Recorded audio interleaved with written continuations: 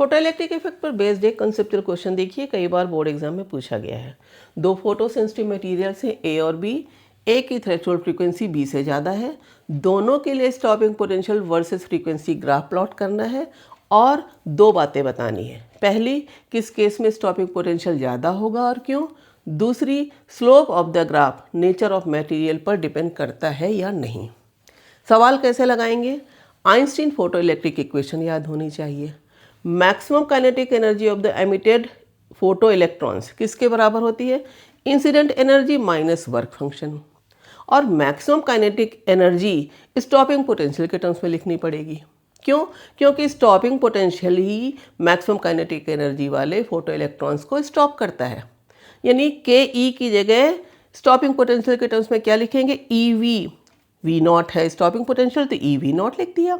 अब इस एक्सप्रेशन से E V naught equal to H, bracket में न्यू माइनस न्यू नॉट हो गया, एच कॉमन लेके ई से डिवाइड कर दिया। वी नॉट इक्वल टू क्या आ गया, h upon e nu minus h upon e nu naught. ध्यान से देखो, ये equation y equal to M x minus c को ही तो करस्पॉन्ड कर रही है।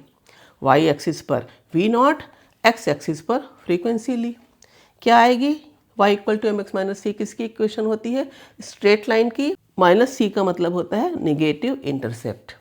कौन सा ग्राफ ए के लिए होगा, कौन सा ग्राफ बी के लिए होगा। ए के लिए थ्रेशोल्ड फ्रीक्वेंसी ज़्यादा है बी से।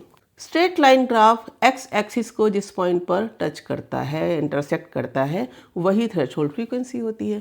Threshold frequency of A greater than threshold frequency B, mark कर दिया। अब देखो, दोनों स्ट्रेट लाइन ग्राफ हैं, ये ए का है ये बी का है।